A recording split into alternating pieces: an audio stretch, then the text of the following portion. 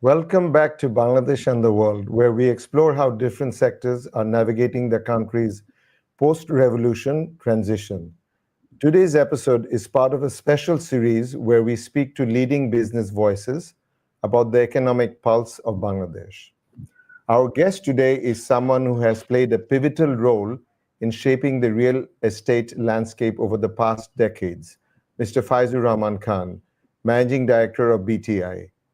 Under his leadership, BTI has remained one of the most recognizable names in the housing sector, serving clients across luxury, mid range, and affordable housing. So, without further ado, I will request today's host, Munaf, to start with the formalities. Assalamu alaikum, Faiz Bhai, and welcome to the show for the first time. Walaikum Assalam, and thank you for having me in the show. Thank you, Bhai. So, Munaf, take it from there, please. Yeah. So, Assalamu alaikum everyone, and thank you, Kausar bhai, and a big welcome to FR Khan, who's like a legend in this industry. So, sir, I'm very happy that we could get you today. So, of course, I think we could run along about your legendary career, but to start with, I would like to uh, let's just start with your journey with BTI. Like you became the managing director in 2011, like that's around the time you became the managing director of BTI.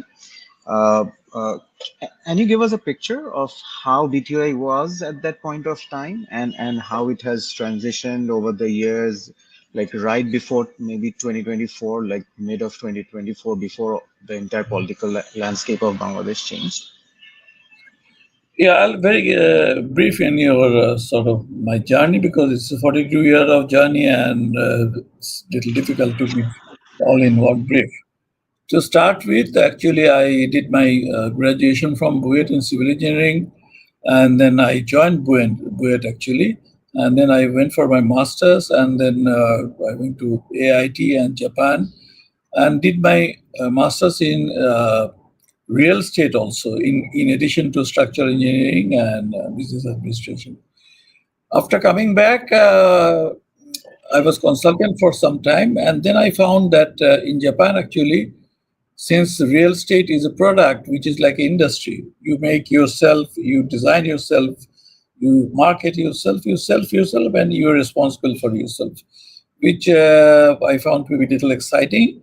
So our founding managing director, he also came from England at that time after doing his mechanical engineering, and few of us, I would name here just now, have started this journey. And actually, we took off from 1990. Here, as you said, that I have become in BPI the managing director in 2011, but I was I joined as a director, and then I became the deputy managing director in 1995. And so it took like 12 years to the founding managing director to move away from the executive part, becoming a chairman, and I took over the post of managing director. And till date, yes, I'm running the show. That's about a very brief introduction about BTI. BTI has gone through lot of experience and lot of hurdles, and on the process of learning, what we have did, we have founded the Apex body, which is Rehab. In our office, we are the number one in serial in real estate and housing business association. That was in 1992. Then there was no actually system of how to register an apartment which doesn't connect the land directly. And in the regime of PNP in 90s, we have passed that in the parliament. I mean, we have pursued to pass it, and that is a very first step to be legitimate owner of a apartment having its undemarcated and unproportional land area. I think that is a very big step, and BTA can take that credit. After that, the second thing is come joint venture. If you start a real estate business and if you buy land, you need a lot of capital. It is a capital intensive sector, and it's very difficult for professionals to come into it because it needs a lot of capital. So joint venture is, as you today know, that it was a very difficult thing, that you give your land, like I built on it. So we built a 10-story building, say just for example, 20 apartments, and 10 is yours and 10 is mine. But how we legalize it, how we secure ourselves and how we secure the landowner, that become a very big challenge. Now, so that was another hurdle. First, we used to make another limited company and become the shareholder of landowner and the developer both. And doing so, after that company, the owners become de facto owner. That was not a very proper way as well. Again, we had to move this system, and finally, the government accepted that okay, we take the responsibility of the registered power of attorney. So once the registered power of attorney is given, then the developer is secured and registered agreement is done, the landowner is secured. And after that, in 1998, when we shifted our head office from TMC building to present to where we are in Celebration Point, we thought that we should really go for uh, quality. Quality is a thing. In fact, at one point of time, we have also drafted in fact, the present Chief Justice, he drafted this document for us from his father's company, SIA. Now, to make it a really, really like a Japanese kind of product, that okay, you buy this thing and you can be reassured, fully assured. What's happening? I think where we are, your screen went out, but can you hear me? Yeah, I can hear you and see you. Yeah, but It says click the your camera. screen probably went out. Your camera probably went out. But we can hear you as well. Like when you spoke, we could hear you. Yeah, but everything remains same. I mean, I didn't do any change. My camera camera went out. Why? I think, yeah, we can hear you properly. Maybe the camera button, there's like a small button says stop cam. Maybe that got clicked. So hi everyone, to all the audience and listeners. I think we're having some technical difficulties with our guest, FR Khan. I think he'll be joining very shortly. In the meantime, what I can keep, let me just remind you to in today's episode, the objective that we have is we want to generate this conversation, and then through which, if you are interested, you could also leave some messages and uh, join us in terms of, either you could leave a message in one of our socials or like a question that we will ask or we will discuss on. Or if you know us, you as we had posted from our socials, like if you're interested to join today's conversation as well, you can also do that. Uh, while I say this, let me check if our guest is back. I think he might be back. Let me just quickly check. Hello, sir. Yeah. Yeah, can you see me now? Yes. We can see you and we can hear you properly. Yeah. Okay. Sorry for the unknown interruption. Let me get back again a little bit from where I was. Yeah. I was telling about the I was telling about the joint venture ownership, where the power of attorney given by the landowner is taken care of by the government body.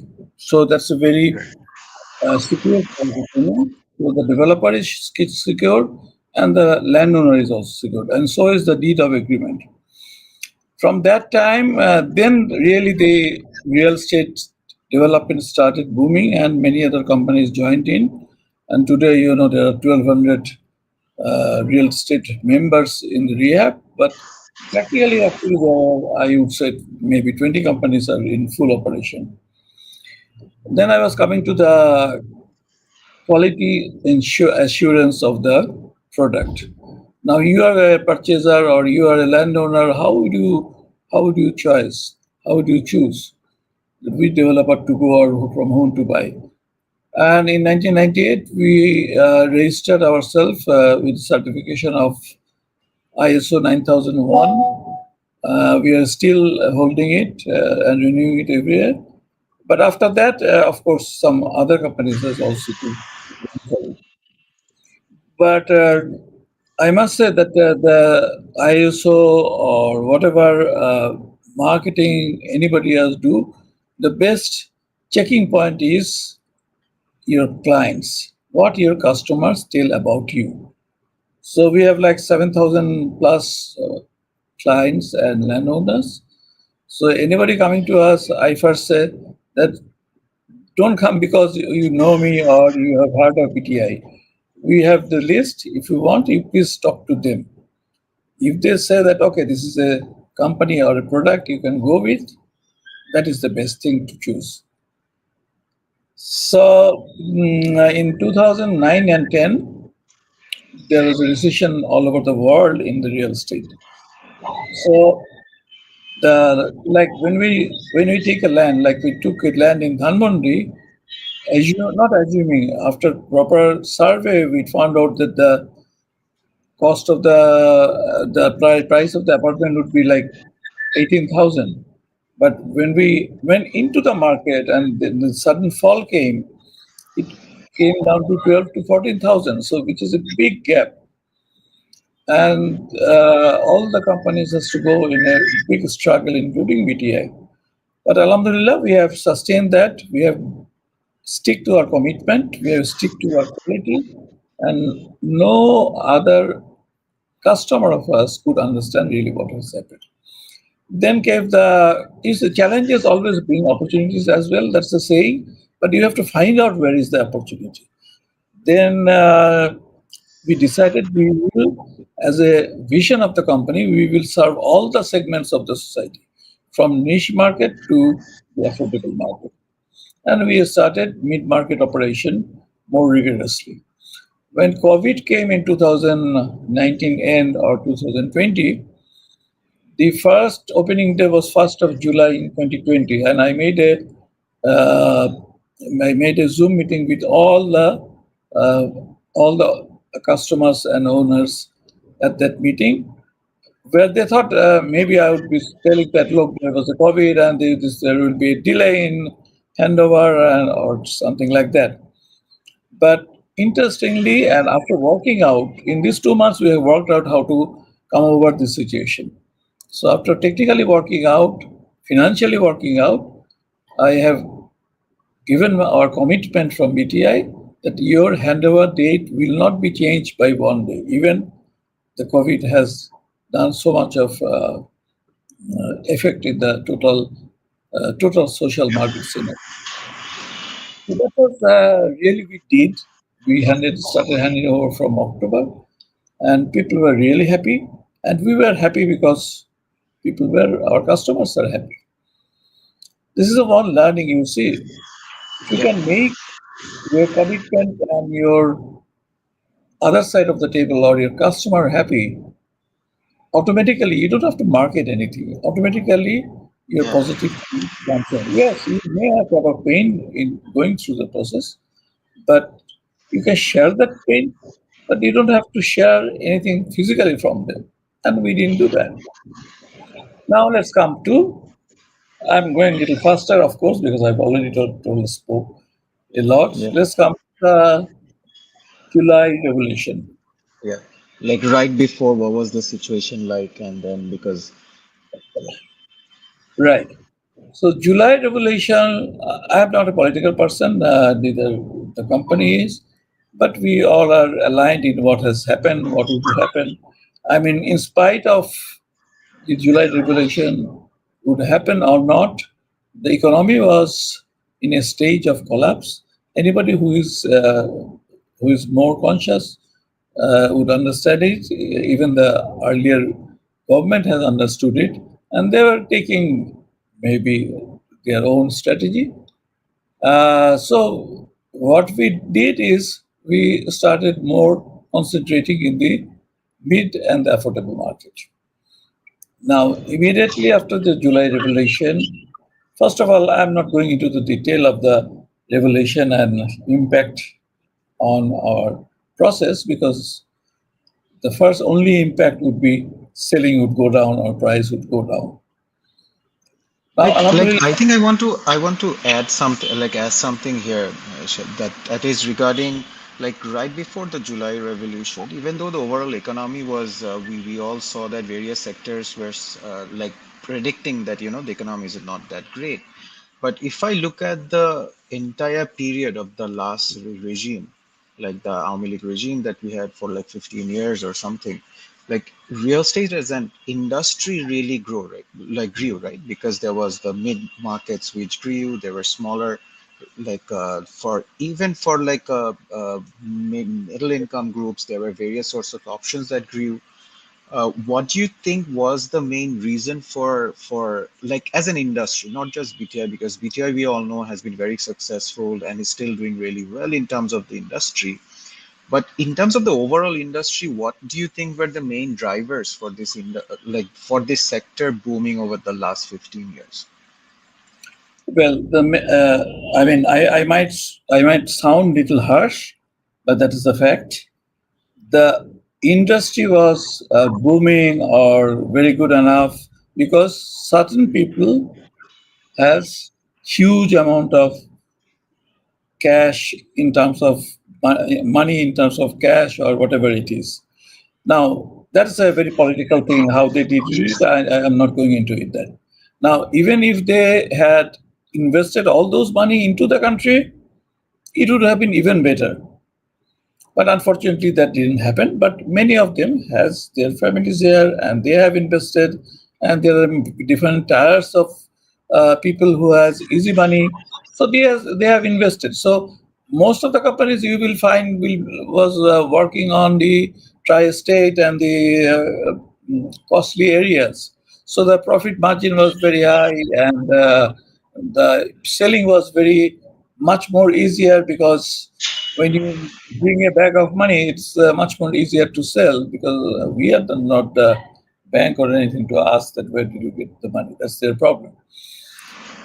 But what we've apprehended, this is a balloon that's going to burst. So why not do some more and more non-competitive category of the society? And we, as I told you earlier, again repeating, we started making more products in the mid category area. And also, I mean, irrespective of the revolution or not, we also started to think about the affordable housing. Last Saturday, we had a seminar in our premises, and the Bangladesh Bank governor was there, and the chairman of Bangladesh Investment Board was there. And if you go to our pages, you will see their views. And where I asked that, what about the foreign investment? You are very much encouraging. What about the local investment? What kind of facilities you are proposing for them? That was my first question to the chairman.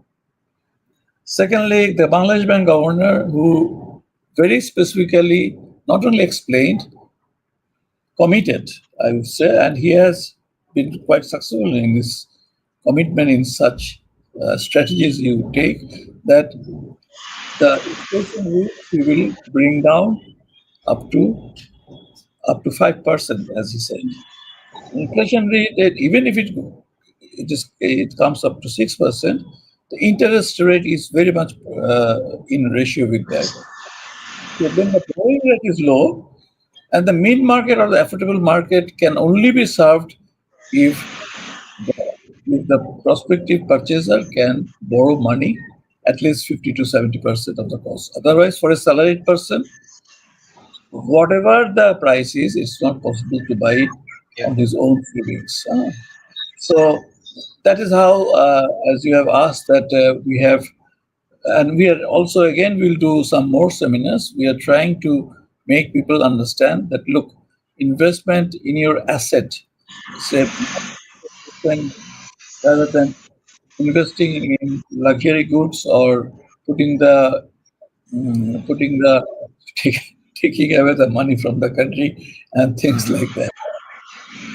Yeah, because I think you have touched on to some very important points which are very important at this point. That is, one is regarding, of course, there has always been a conversation that, like we have this concept of, making your black money white by investing into, real estate. That is one area that we have seen that, there has been a lot of, like at least in the last regime, we have seen things like that. But also, I think once again, I also want to get your thoughts on the broader perspective of the industry that BTI I think is doing very well, or has like you have been taking a lot of like industry leadership effort. But I think as an industry as a whole, like where do you think we need to go, like the real estate industry, or who do you think in the government needs to help? Because I also watched that interview that you did, or like the panel discussion that you did where the Bangladesh Bank governor was saying that the cost of apartments probably needs to come down, or there has to be very low inflation so that the interest rates are also very low.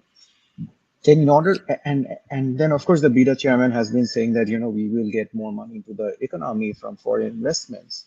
But how does this entire thing materialize for the real estate industry? Because we know, like I'll just quickly share some stats that we found out.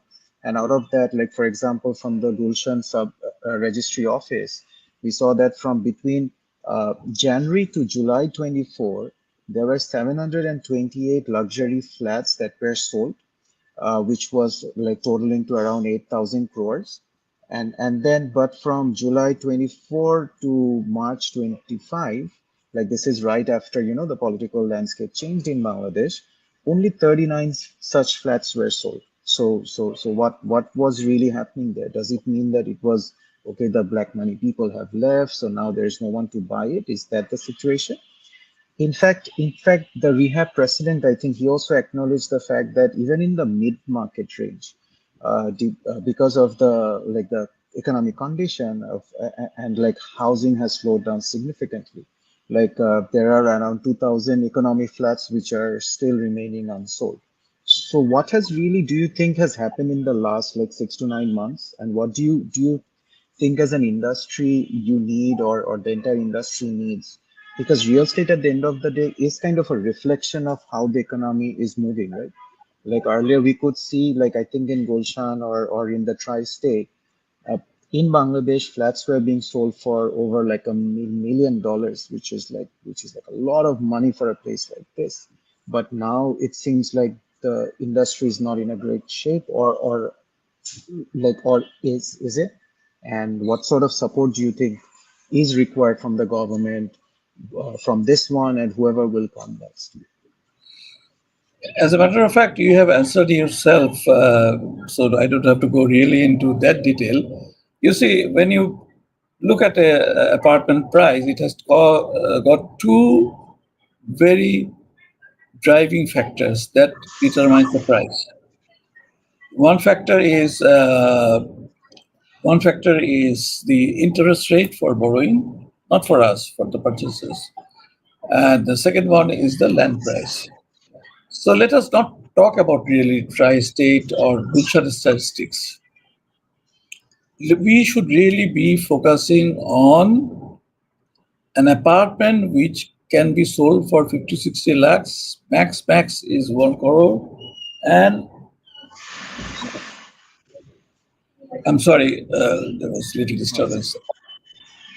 And a salaried person or a businessman, whoever it is, who's earning whatever it is, like a lakh taka a month, can pay an EMI, equal monthly instrument of 33,000 taka.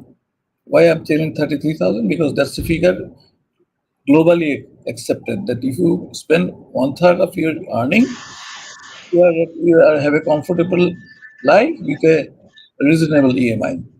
Now, if Yeah. that has to be done, then what the interest is has to be brought down, which is 5%. And Bangladesh Bank governor not only told it, I have been discussing with him from earlier than this, before he became the governor actually.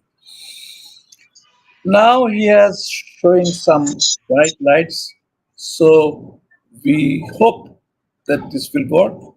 The second thing is the the cost of the apartment 50% goes into the land. 50%. So if your apartment cost including profit is 100 taka, the land share is another 100 taka. So what government can do, which I have told in that seminar also, that be the chairman or whoever it is, the Raju, the government authorities, and that this has been telling, we have been telling from a long time, but it was not never implemented. This time we are a little hopeful because they have already given us certain areas and certain localities. Actually, I went to out of Dhaka yesterday to see that land, like crores of land, acres of land, and where we can build a gated project property and a place from where people can commute. Not only that we build there, we only build where people can commute, stay there, and the selling is not hampered. We are, of course, not we, I think the total industry is a commercial industry. So it will look after its interest. Why the real estate developers was going to after tri-state or Dhanmondi or things like that? Because not only they were given privileges, these areas were given privileges in the detailed area plan showing wrong statistics and depriving the mid market in the midtown, like in Mount Bajar, Malibag, and Siddhashari, and what's the name of the place? I forgot. Like Green Road, and where you can commute to your school, college, office much more easily. And for that matter, even Uttara 16, sectors 12 to 16 is also fine. Now that we have metro rail and better communication inside the city, the detailed area plan must allow larger areas to build. If you have less land, the only thing you go vertically up. Now they talk about density. Yes, density is very high, but to put density lower, you have to decentralize most of the major things so that people goes out and are very love to stay there, very much love to stay there. They don't have to commute. They have their office there, they have their government office there, they have their passport office there, they have everything there. So why they will not stay there? But there also the detailed area plan has very low, what we call the floor area ratio or FAR, which is very low. So I mean that seminar didn't have anything to do with this, but we are going to do another like cross questioning thing with the related authorities, and rehab is trying to play a role. Government is because of other issues they are facing now. So once we can make them convinced, I'm sure that once we get lands, like if we commit that commitments in paperwork, by every sense, okay, the price of apartment will be this much here. If you give us, or a group of companies, or all the companies with these conditions, that this would be affordable or for the mid market. So Right. two No. parameters, interest rate and land price. These are the two better parameters that will dictate the price of selling. No. If you don't cater that selling price, this industry will go down. It's contributing like they say 8%, but actually it's much more than that to the GDP. But they're never given a proper. Yeah, we have faults also. But there are many members of we have who have really done bad. But then without this industry, where these all the residents you are talking about tri-state, where they would go? There were only single plots now. So, do you feel rehab needs to play a big role here, or whatever they're doing is okay at this point? So, because Absolutely, they are trying, but survive they're this, little right? still way to go, way to go.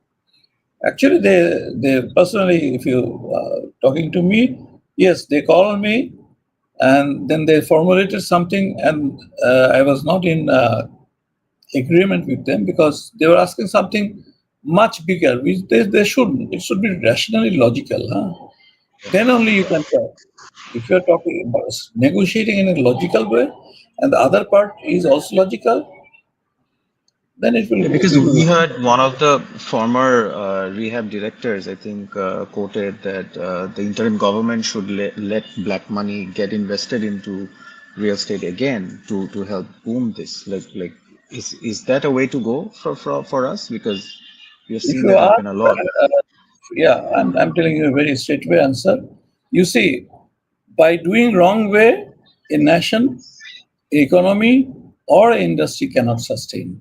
So it takes care of the immediate problem. By corruption, it takes care of immediate problem anyway. If you give some money to the policeman, your car is let go, but that's not the solution.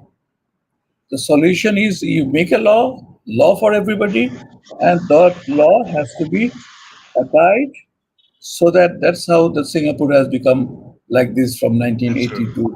to right now. Now, I'm not I'm. We are not definitely in favor of making a money which is not earned and you pay 10% and which is earned and somebody else paid 30%.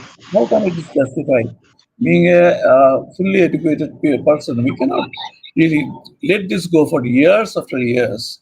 It has been already 30 years, it has gone like this. So what to do Absolutely. is, yeah, one more thing. What to do is the undeclared money. So there are two portions. One is unearned, one is undeclared. That has been actually created by the government policy itself. Because if you sell an apartment at one price, actually the actual price is four times of that. So you pay less registration cost by doing so. Now you get 15%. If the cost of the apartment is 1 crore, you pay 15 lakhs. The governor also mentioned that on that day's meeting because he's also a victim. Now, instead of making it 15%, like all the neighbors countries, if you make it 5%, everybody will register it. You will see more data in the register office, and government's revenue will go really high, and it will be much more non-burden thing. And people will change from one house to another. These those days has gone that you make one house and die there Yes. and then carry on with your children and grandchildren. It's made for 25 years and you change it. So the secondary market must be catered properly as well. Yes, so I think these are great advices because at the end of the day, like any industry, like I think, like for a lot of industries, COVID was an eye opener that you need to build businesses sustainably, and then for like especially in Bangladesh, the last year with the political landscape change, I think this was also very clear that once again you cannot build industries based on inflated situations or right at the top what you mentioned that you knew that there was a bubble that was there which will burst at the like today or tomorrow, which at the end of the day happened for this industry.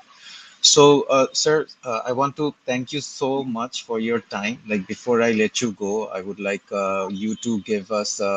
I know you're really busy and you have traveled today and then have joined this. So thank you once again for joining our session because your points have been really important for us to understand and I'm sure all the audiences who are listening now and who will listen afterwards, it's very important. So we also have a panel discussion that we will do after your section is done. So I'm sure we'll discuss a lot of points that you have mentioned.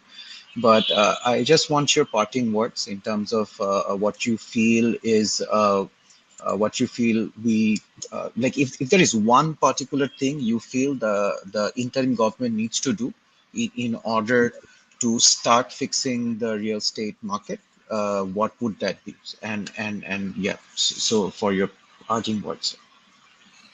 I have only 2 points, which is very clear. Number one is government trying to bring down the inflation. So not in commensurate to that, but if possible, before that, bring the interest. Requesting the government to bring the interest rate down to a affordable position. Affordable, not affordable housing. I said affordable position, like 5 to 6% for borrowing by the purchasers. And number two, please do not be from the government authorities to the government authorities. Do not be the competitor for a real estate developer by developing themselves like Raju or National Housing is doing.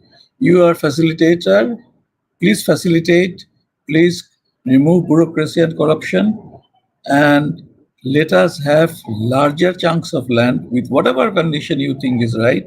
If we are agreeable to it, we want to take more larger lands with gated community, with people where they can really feel that they are very much part of the society and contribute to it.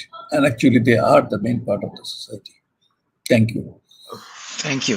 Thank you so much for your time. I would like to invite Kausar bhai back to the stage, and where you can take it.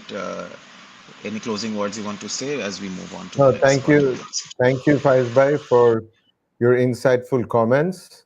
We were all very depressed because I think you also know, I mean, the similar, I'm in an ancillary business industry as you are because I make furniture and, interior finishings. So we've Yeah. been, our business is also depressed because you guys can't sell your flats. So we are also stuck. So the sooner, you guys can take off, then we can also take off, right? So it's Inshallah, I very, see very, nothing yeah, to be depressed. inshallah. I think brighter days are coming. It's just a matter of how long we can Right. sustain. Exactly. To be able to sustain is the key for all of us right now in Absolutely. the greater industry. So thank you Absolutely. again, Faiz Bhai, for your time. And inshallah, we'll Pleasure. be talking soon again with you. My Bye bye. pleasure. Bye. Bye. Thank you. Allah Hafiz, everybody. Allah Hafiz. So right now we have several other friends who are going to be joining.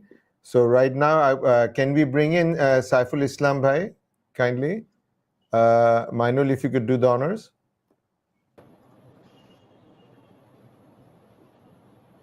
Assalamu alaikum, Saiful Bhai. Alaikum salam. Thank you for calling me. Do you hear me? Yes, we can hear you. So Okay, this is I am actually seeing you live after I don't know how many years, but even though we speak all the time on the phone, so still alive. actually seeing each other, video or otherwise, it's like been a long, long time. So Right. I want to thank you for coming in at such short notice. So let me just introduce you to our guests, our listeners. So Saiful Islam is the president of the Dhaka Stock Exchange Brokers Association. He was the former vice chairman, South Asian Federation of Stock Exchanges, also former senior vice president and director, Dhaka Stock Exchange. His education is an MBA from Cornell University and Queen's University. So, Saiful Bhai, so where would you like to start? Because the whole agenda is just taking everybody's ideas on why where is the economy right now post revolution, and specifically what's going on in your industry, which is in the share market. We call it in Bangladesh the share market, right? So what is the situation right now? I mean, I think because of the India Pakistan fiasco, the shares have gone down quite a bit, but overall ever since the revolution, things have gotten very bad. So if you could give us a glimpse into the overall situation in the last 9 months and what's going on right now. Great, thank you. So, as we all know, that when this present government of the interior government took over the power back in August last year, August 5th or 8th actually. So they had few challenges that they inherited. One was, of course, very high inflation.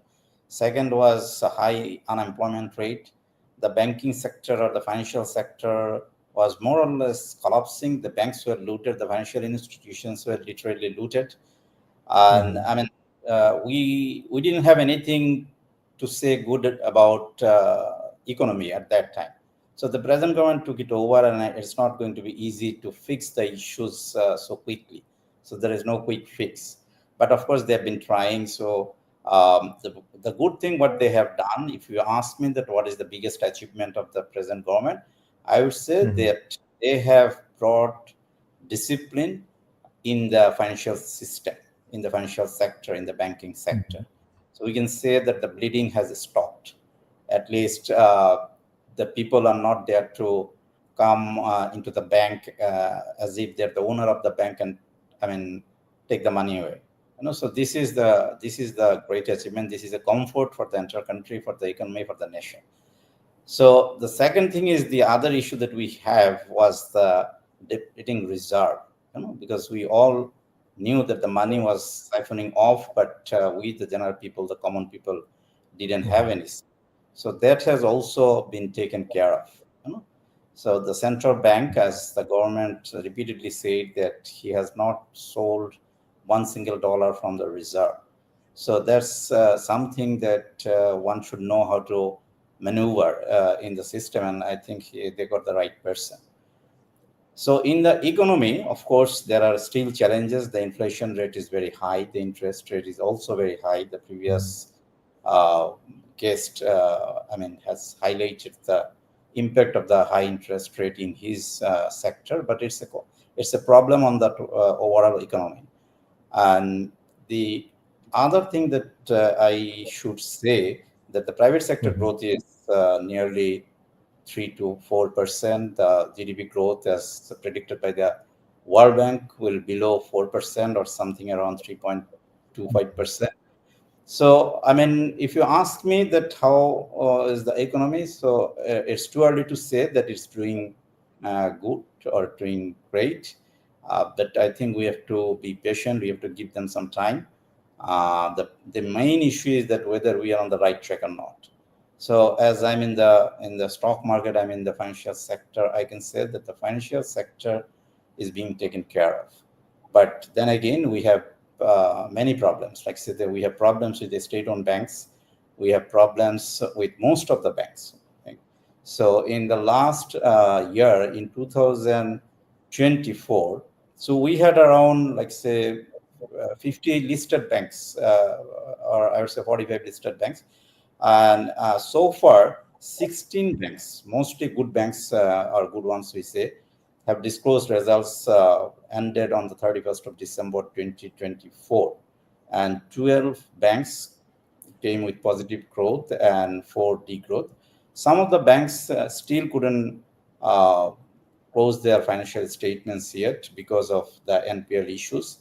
That the central bank is putting a lot of stringent regulations to follow the Basel 3, which makes some of the banks very difficult to close the financial statements. It is because that for the last 10, 15 years, they have been putting all the dirts under the carpet. So the NPL disclosed was understated, severely understated.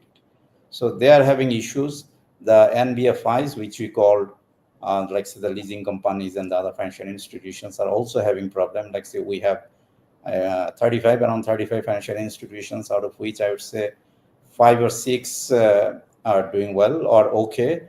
Maybe 3 are doing very well, and at least 20 to 25 NBFIs existence, I guess, will be in question in the next 3 to 4 years if they fail to recover the money that they've lent out in the last many years.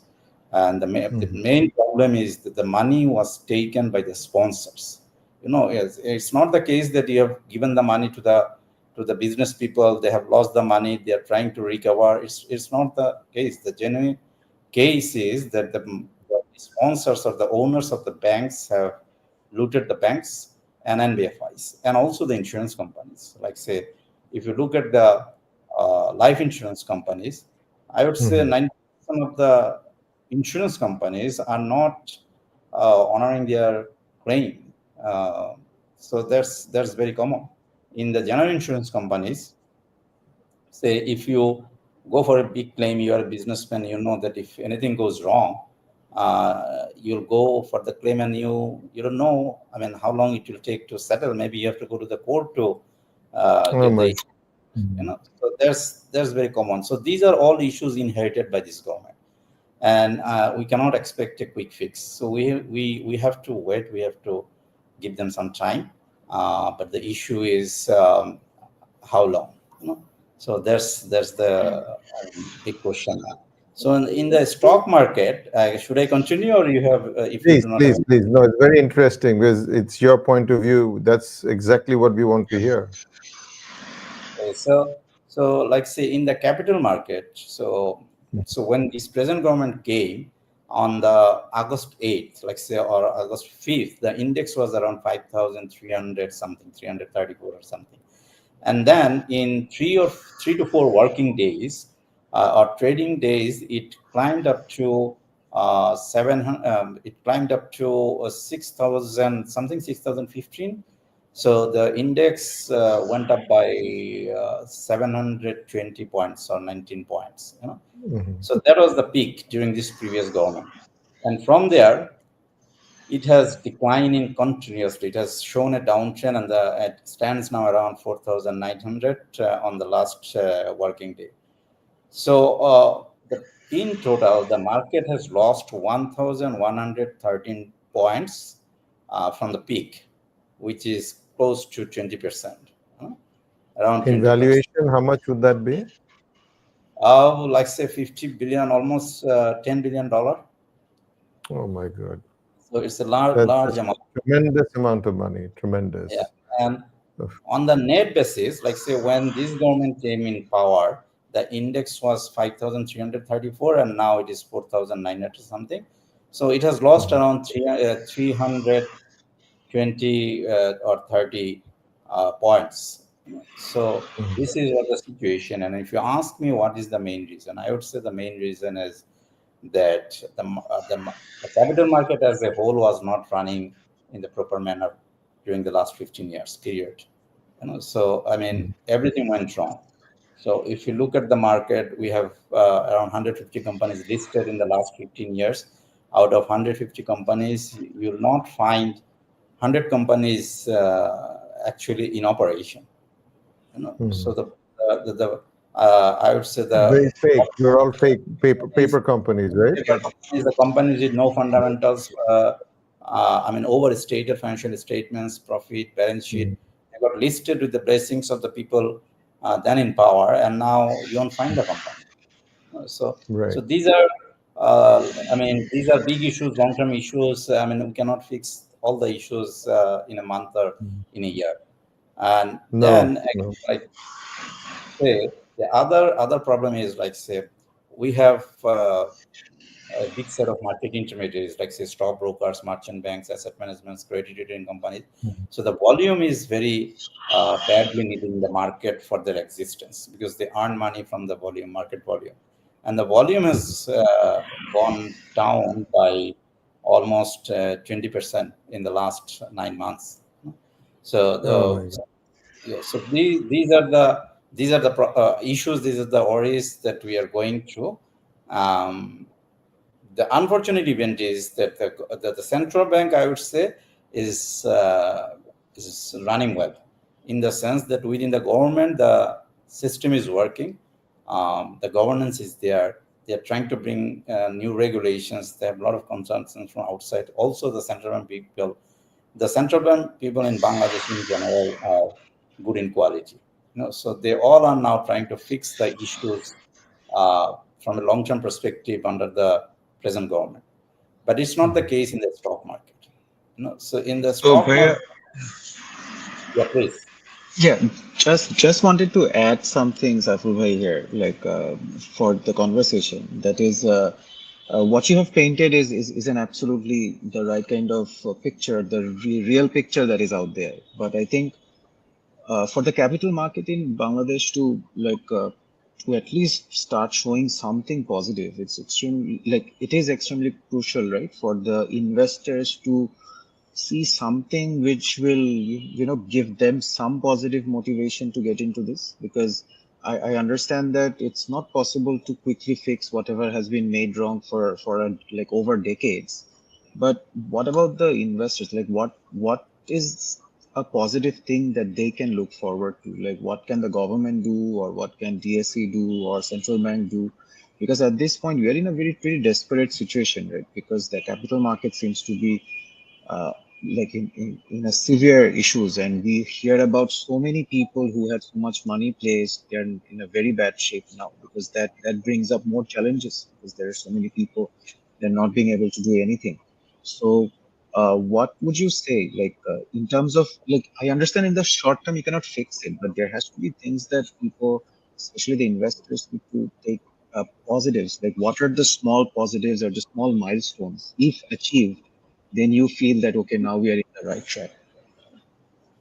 A few things. One is that, I mean, as you correctly said, the central bank part. Central bank part, I would say, is doing its job.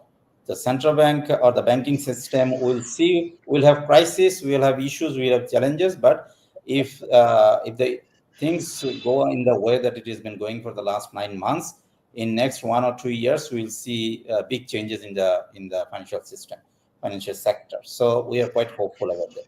So the main problem in our market is the local investors have no confidence in the market. They have lost Yep, so much money absolutely. in the last 15, 17 years. Huh? And now, I mean, what is the main issue? Is the main issue is, even like, say, if you have money, if you want to invest, you do not have, I mean, good amount of investable stocks in the market. So Correct. there is dire need of good companies in the market, and bringing the private companies through an IPO is a long shot. I mean, it takes years, right? And from the last 1 year, we have not seen any IPO. So that never happened in our market, or ever, I mean, anywhere in the world.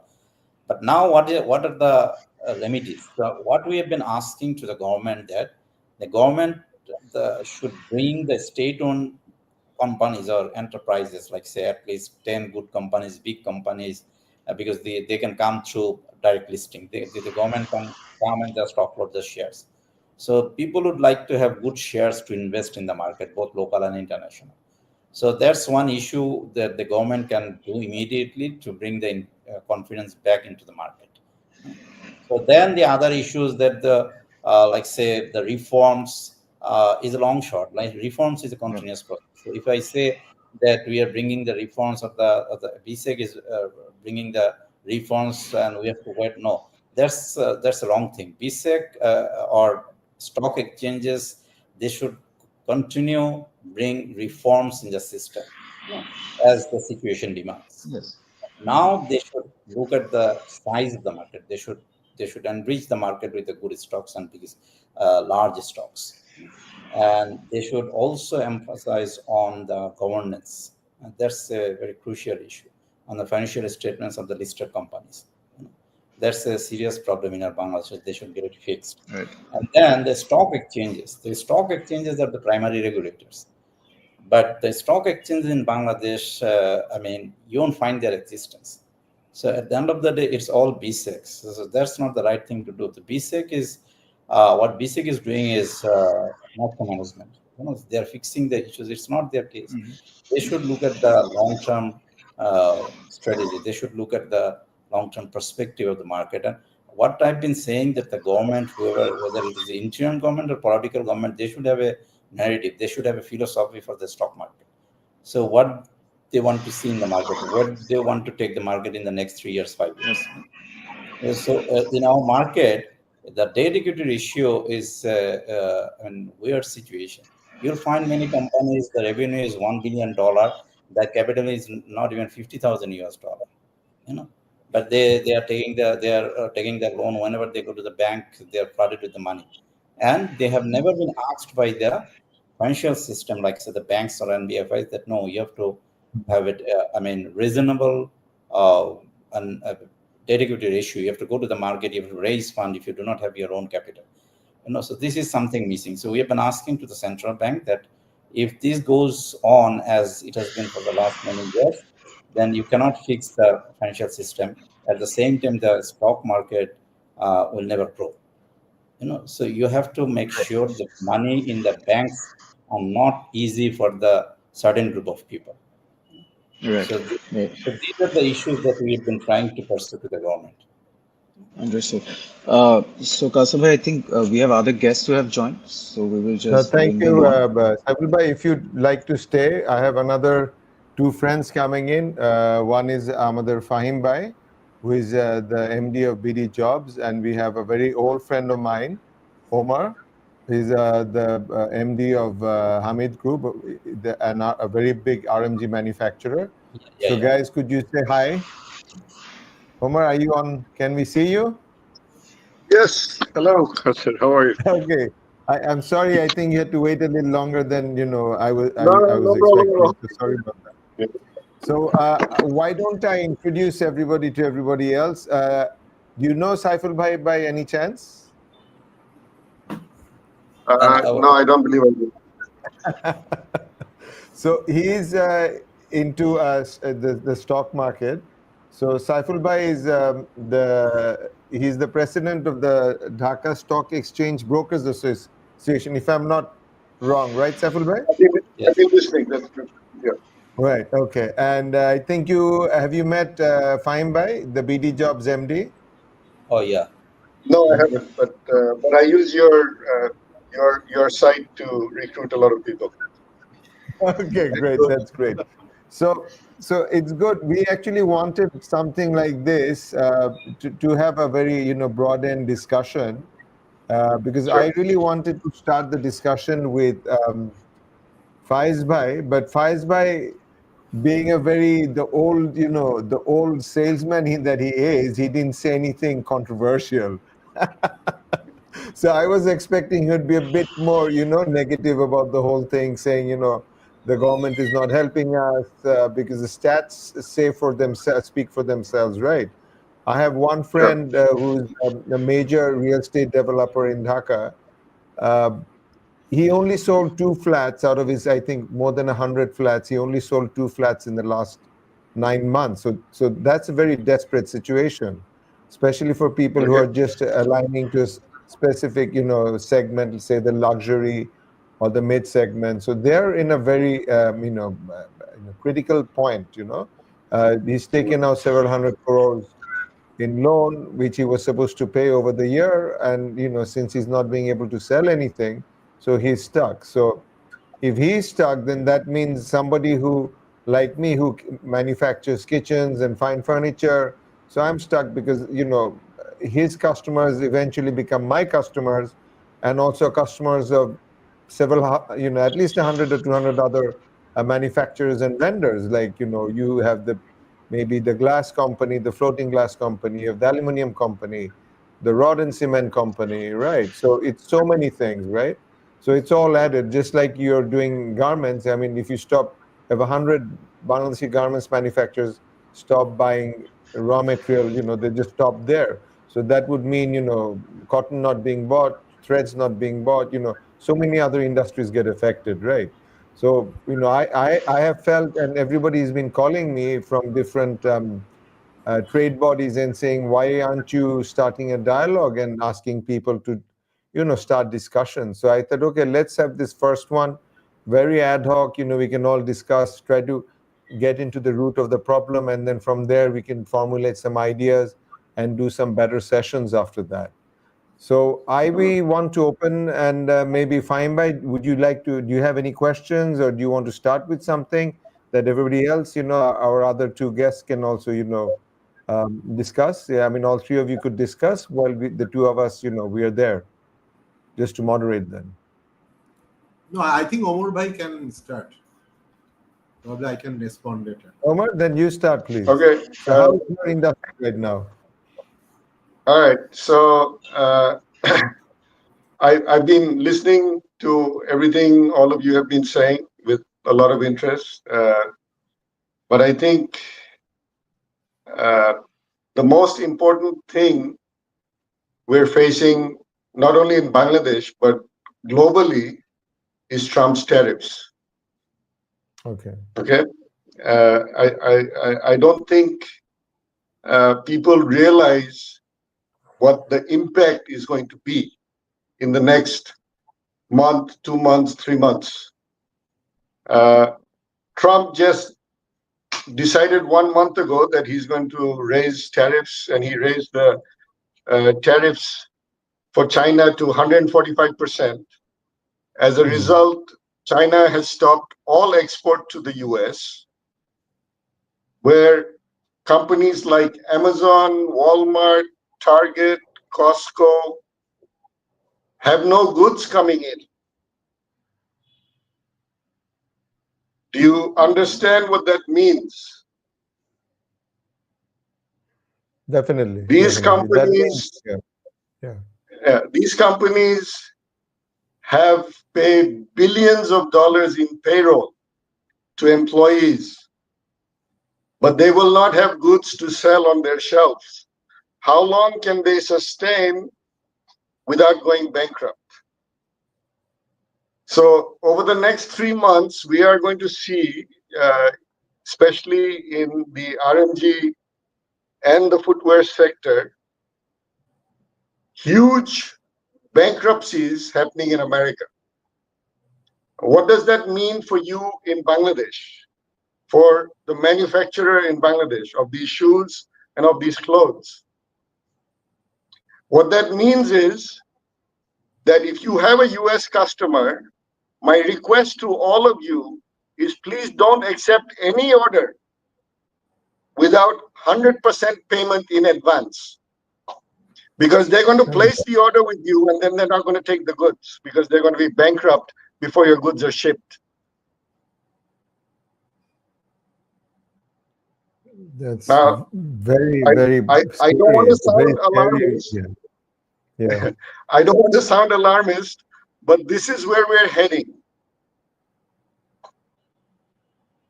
So every other problem, and there are many problems that we're facing in Bangladesh, is not relevant to where we're heading right now.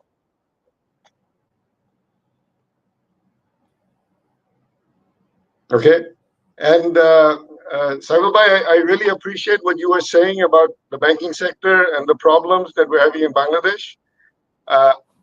Me personally, I would like to see the government take some really draconian measures regarding all the non-performing loans, which, according to media reports, is 35% of all loans given out are non-performing.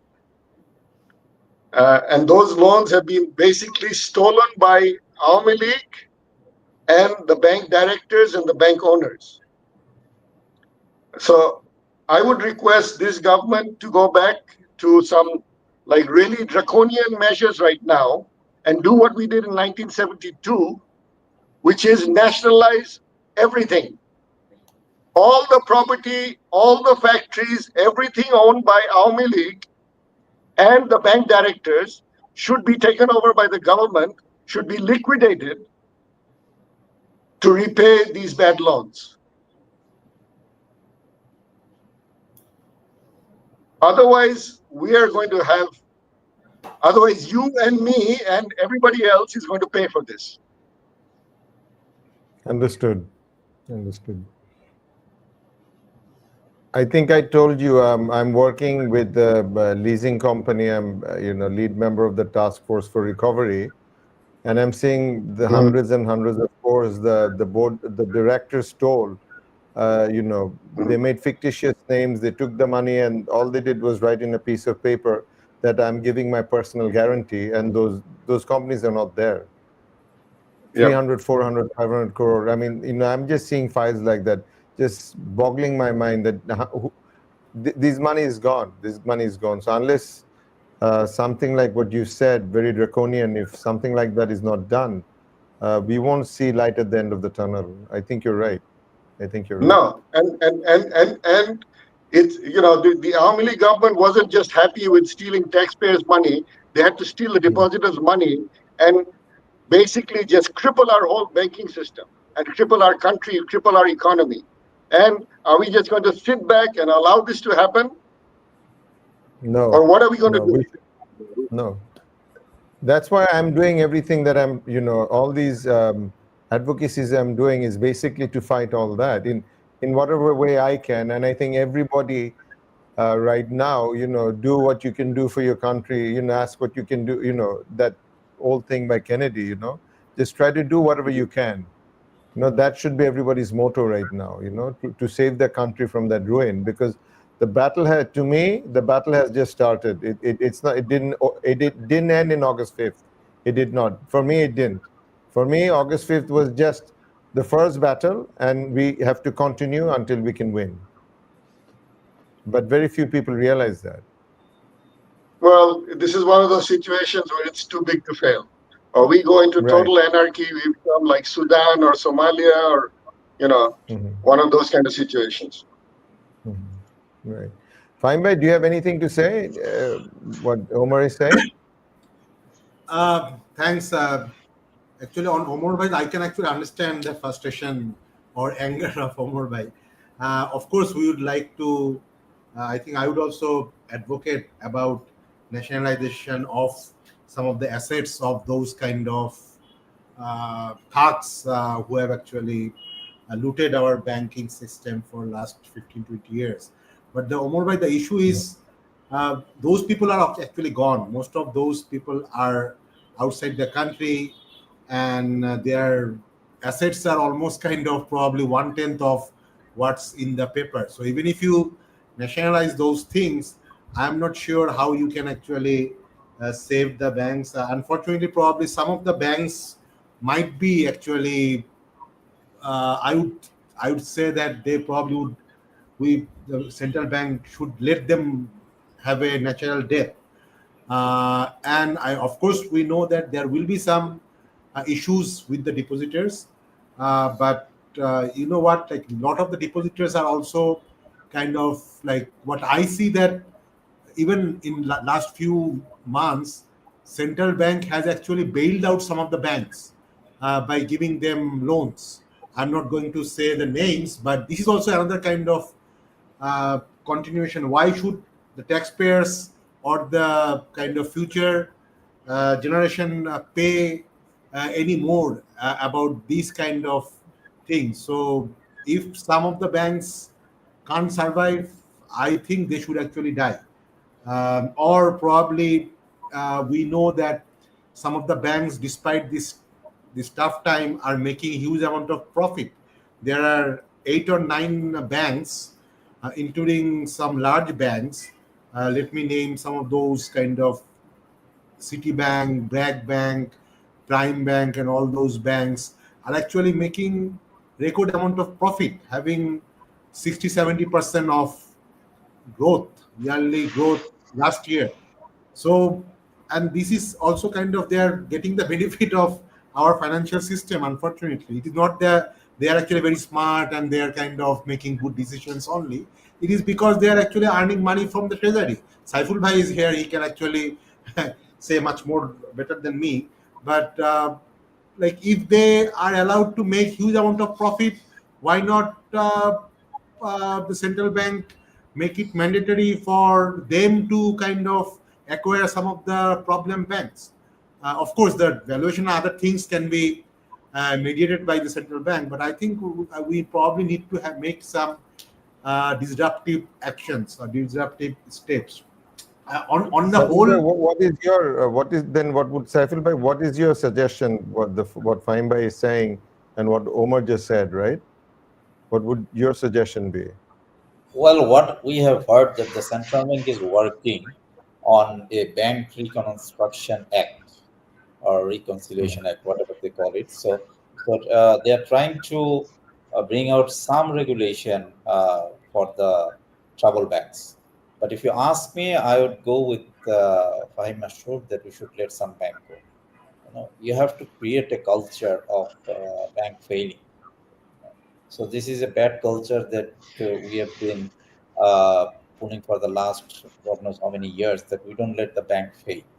So that's the reason that the sponsors take the advantage of looting the bank, and the depositors should also be careful in the future when they keep the money with the bank. And the other thing, what Fine Master has said, that some of the banks have made tons of money, unprecedented amount of profit they have made in the last year. But mostly from the treasury bond. And as a result, if you look at the growth of the private sector, it's not even 4%, between 3 to 4%. So they are taking the advantage of the market situation. So they're getting the deposit with a very liberal rate or terms, and just putting the money in the treasury bond. So it's not real banking, but in the You know, end, Saiful bhai, they are actually taking loan from Bangladesh Bank at 9% and just putting those things in treasury at 12%, so earning these 3% without doing anything. yeah, so these are something that central bank should look at, that how much money they can put in the treasury. Saiful bhai, I have a question on the letting the sick banks fail. Like we understand that there is this angle about like the reason SIG banks were not allowed to fail, there was a political reason behind this. But is there any like logical economic reason behind not letting that happen for so many years? Because like I think like everyone I hear like talk to, like this is I think this is the first recommendation that I hear from everyone, all economists and everyone, that if your capital market needs to let companies fail. But then again, it doesn't happen with us. We understand that there could be some political motives, or that there definitely are political motives. But are there any logical reasons why they're not like allowed to fail?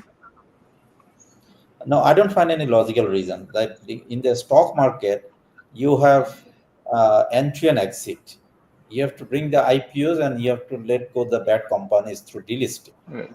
This is a globally accepted Yes. formula. I mean, there is no point of, giving any other prescription here, But what we do, that we don't let the company get delisted, so people keep on buying and selling the shares of a paper company. In real term, the company does not exist for years after years, So it's a regulatory failure. Of course, during the political government, the politics was matter, but now, if you ask me, it's a regulatory failure. Now there is no politics. They should come up with the So here, delisting. a follow-up question to you on this, because I think with the interim government, like one of the highlights has been, the finance advisor is one of the most respected person in the industry, like in this field. Then we have the Bangladesh Bank governor, who's also another person like that. So how come it will be almost 1 year very soon, right? So how come this is still not happening if this sounds like a no-brainer thing to do? Well, nothing is happening in the stock markets. That's the frustration. Like, I mean, we all know.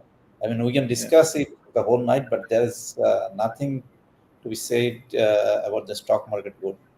No, but on the other thing, what Omar has said, that nationalization, so that's going to be a bit harsh. But what I have heard, that the central bank with ADB and maybe with other donor agencies and multilateral like the World Bank and a few other multilateral, they're working on an asset management company that will acquire the companies failed with the toxic assets or bad assets, and then so they will at one point they will sell the companies, but I'm not very sure about the total structure because nothing has been made public.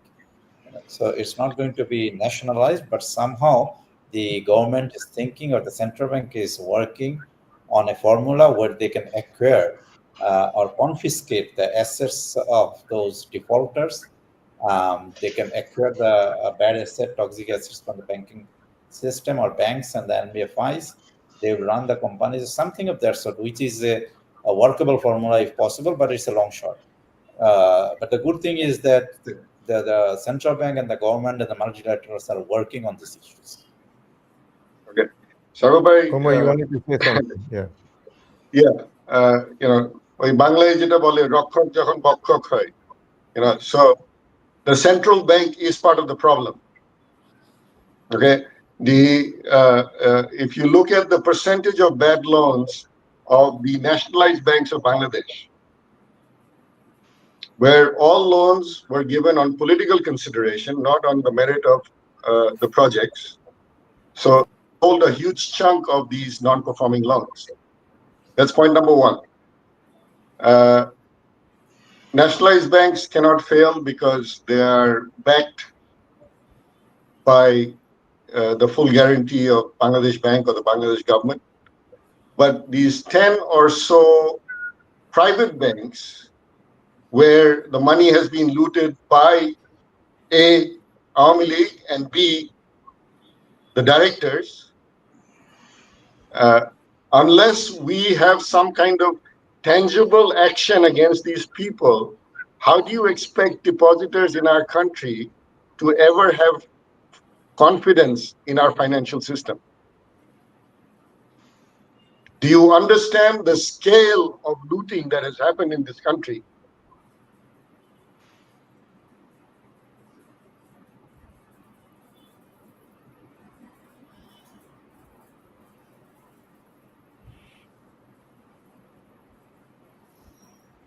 So you're saying for that reason we should nationalize all their assets, right?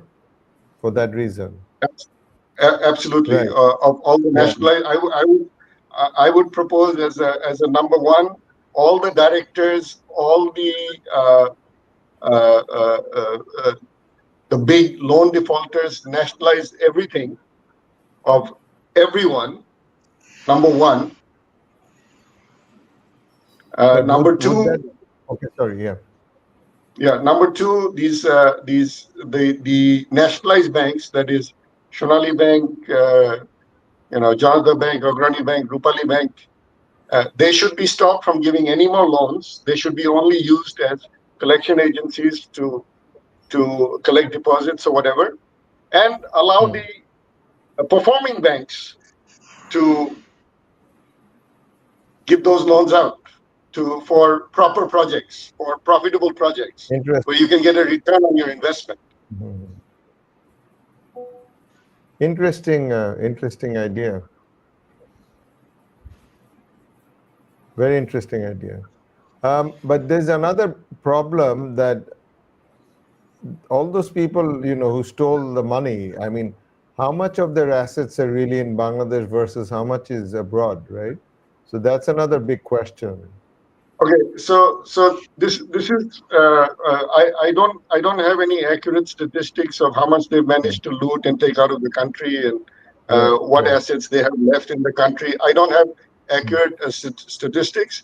I know that there are many companies in Bangladesh that are these companies that I'm talking about that have factories with land, building, infrastructure, power connection, gas connection, water that can be used for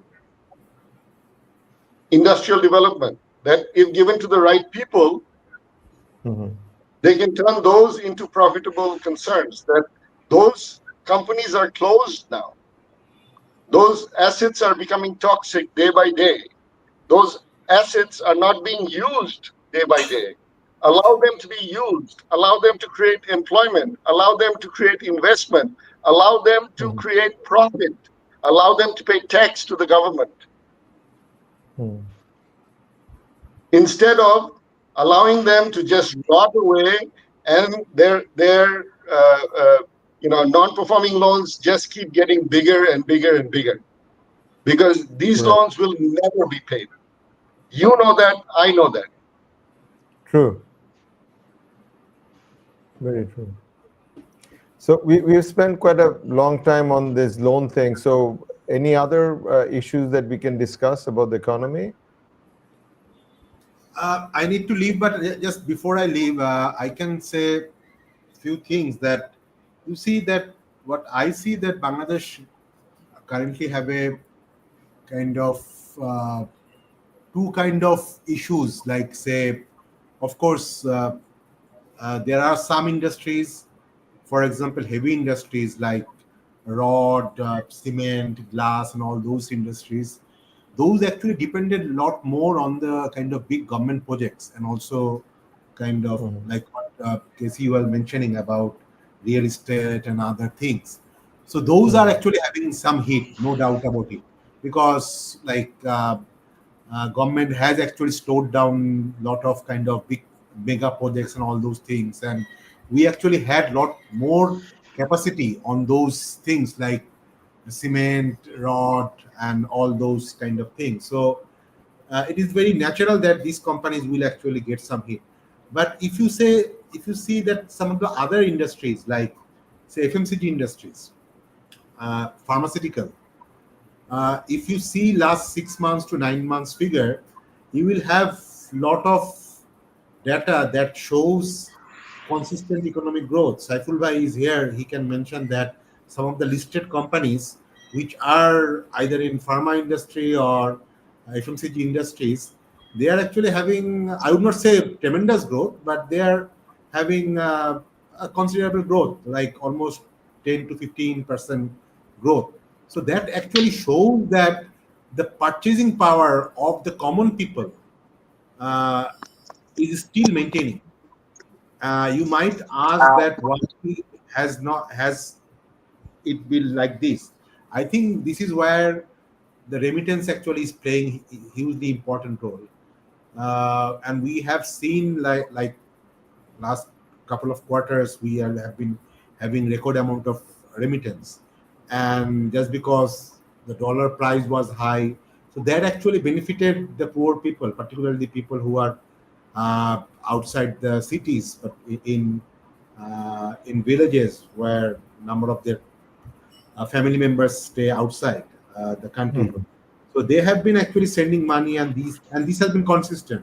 So these have actually created demand for a lot of the products which are actually consumed by bottom of the pyramid market. So like companies like Pran are actually doing pretty good. So I think that there are two uh, there is this dichotomy in our economy where some of the industries who are targeting or what the catering the mass market, they are actually not doing that bad, but there are some industries which are heavily invested actually and also highly leveraged. They have got huge amount of bank loan, as we mentioned.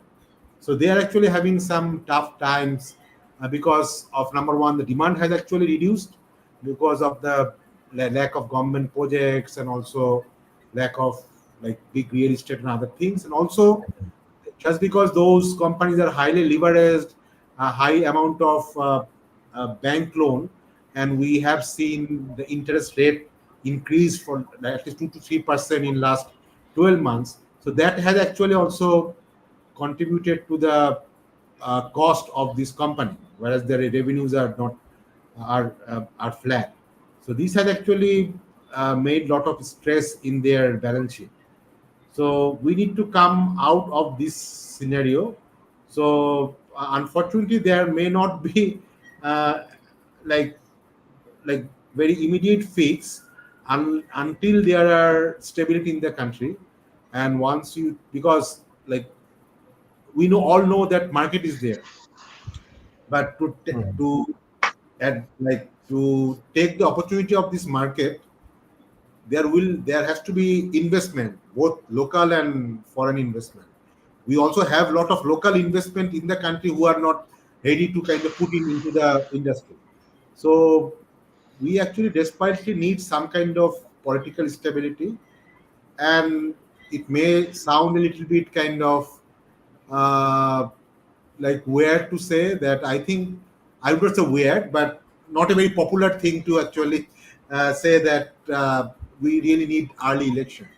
I think we can understand that election can't be held 3 months or 6 months, but if there is an like if we don't see a clear roadmap to have the election in next 9 to 12 months, then I don't think investment will be there, neither from foreign investment nor the local investment. So we need some kind of roadmap of political stability. Then only I think the deep-rooted problem of the economy can be solved. I'm not saying that we don't need the reforms. I think reforms are very important, and some of the reforms we all know that can only be done in such kind of government which are not politically connected. So I think from business community we need to push for reform. But if you are really committed about serious reform, it doesn't take that much time. We have already 9 months.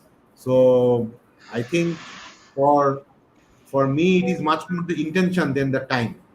So if government is very serious, I think serious reforms can be done in all the financial sectors, regulatory reforms, even banking, even capital market. Those things can be done even next 3 to 6 months. It doesn't require next 2 to 3 years to do those reforms. You're correct. You're correct. And just to let everybody know, on the 13th of this month, we're having Mahdi Amin of BNP. And on the 17th, we have Khalid Saifullah of NCP. We will actually be talking about the reform agendas of both the parties. So I think we've spoken for quite a long time today. So I would request both Saiful Bhai and Omar to say something about, to end with this discussion that Fahim Bhai started. So what are your thoughts on this particular, on the reform? And then we can end today from there, and then maybe get back together again in a couple of weeks and have another discussion on the economy. So who would like to take, take it Well, first? I can add with what Mr. Fahim Mashroor has said. So we all know that the government spending, public spending on the big projects have slowed down, Mhm. and it has a severe impact on the total economy. As you all discussed, that the construction materials, there are few listed companies, including multinationals. We can see that they all have degrowth, and Mhm.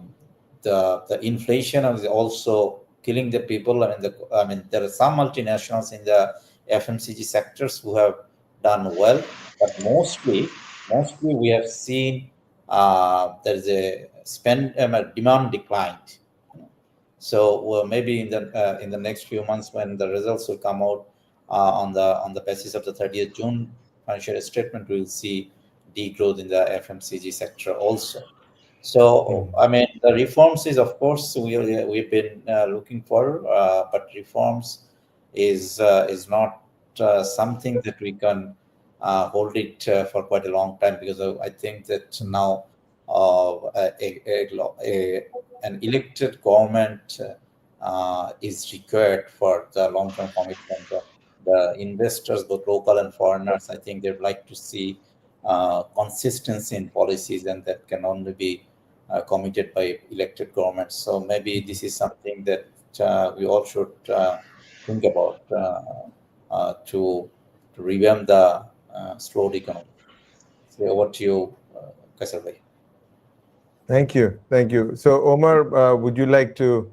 Because I agree with most of what Fahim Bhai said, and I think that's very important because a lot of investors, a lot of Chinese investors, I think Munaf will say that too, because he was there at the summit and he heard many Chinese investors saying that until Bangladesh has a democratically elected government, we are not going to invest. Am I right, Munaf? That's what you heard from a lot of the Yeah, Chinese yeah, investors. yeah, yeah. A lot of them And were basically came here to assess that who's going to be the next government, and they want to Right? up with them. So that was kind of the point. Yeah. So, okay, Omar Omar, bhai, so yeah, just before you answer, I think your camera got rotated and you're looking like a bit uh, am I distracted. upside down? So Yeah, not you're like, exactly. Yeah, yeah, now it's better. Yeah, yeah, you're fine now now. it's better. Yeah. all right. Yeah. So I obviously agree with all of you regarding an elected government. My only issue with that is that will the elected government have the political will to do the reforms that are needed? Because our economy is at a crisis point. So my question is, will the elected government have that will, or will they capitulate? And then, as can be expected, পয়সা খেয়ে they're just going to enrich themselves. Very, I very think valid question, Omar. Very valid. Yeah. It's, that's a question for Kaisar bhai 30th. uh, sorry? That's a question for you to carry on the On 13th. the 13th. Yeah. True, true. But I just wanted to say one thing. You're saying that, and the reason why, because we have a policy team within the Bangladesh America Alliance, right? And we are always discussing, and we have quite a few people in the background, very senior people. And we're always discussing, especially every Sunday, we discuss all these things, right? So eventually we will morph into one of those, I mean, look at what we're doing. We're actually asking hard questions, right? So we'll keep on asking hard questions to whichever elected government comes. And we also are slowly becoming more of a research-oriented organization. So we will keep asking questions and highlighting these things so that maybe there'll be more groups coming out like ours, who, like in the developed countries, you have organizations like that who keep pressuring the government, who keep insisting that that's not right, try to do this is the right thing, this is the right path, right? So, I mean, a lot of people tell me now, hey, you're getting into politics. I said, no, I'm not. I'm sorry. This is an advocacy. We will only always talk about, what's good for Bangladesh 2.0, and we'll always stick to that, and we will keep on shouting that from the rooftops. So that is what we're going to try and do, and hopefully our strength will increase, and we can keep asking the right questions in order to, to tell the people who will come into power that, look, this is what you're not doing right. Try to do, this. On the other hand, this is what you should be doing. And then the left, the rest will be up to the, the leadership of whoever comes in, whether they are listening to the warning signs that we're giving them, right? So we will be having not just those two programs, but we are planning to do far more. The ones this week are based on reform policies, but after that we will be discussing about say what BNP and NCP and other organizations are thinking about economic liberalization, how they're planning to do, to bring in economic boom. What are their plans, right? What are their strategies? So we'll be asking them those questions too. So it's just not about this, right? And then it's something very personal to me, is like, how do we develop the human resources of Bangladesh to the highest level, right? Because we have so much extra, youth coming out. So we cannot be able to give all of them economic opportunities in Bangladesh. We have to send them abroad. But, my idea is not sending them anymore to Dubai or Malaysia to do dishwashing, right? You train them and send them abroad, or even let them study there, and eventually they can earn $100,000 per year, right? So if you can send 10,000 students per year, maybe they'll be earning $1 billion in 5 years' time, right? So we have to be asking questions like that, helping along with policy, developing policy ideas. So that's what we'll keep on talking about, going from one strength to another. So that's our plan. So Munaf, would you like to say something to end it from there for today? Yeah, yes. So just for our audience who has been listening, and I know a lot of you have been listening for a long time. I think today we wanted to kick off a conversation which was about discussing the major aspects of where Bangladesh like the economy is headed, and we know that this conversation doesn't end here. We will like to hear more. We'll have to do more conversations. And I would like to thank Omar Bhai and Saiful Bhai for joining in. Hopefully, we will be able to get you once again in the future, because I think there are so many important discussions that we need to do. And yeah, so on that note, I think Kaustubh Bhai, I'll let us I'll give it to you to say the goodbyes, and we can end this. So thank you, Omar, and thank you, Saiful Bhai, for it's quite late already. But thank you so much for coming in and sharing your thoughts with us. So talk to you, both of you, very soon. Bye-bye. Thank you, Bye, Omar. Kausar. Good discussion. Thank you. Yeah, Good night. Yeah. Take care. Bye-bye.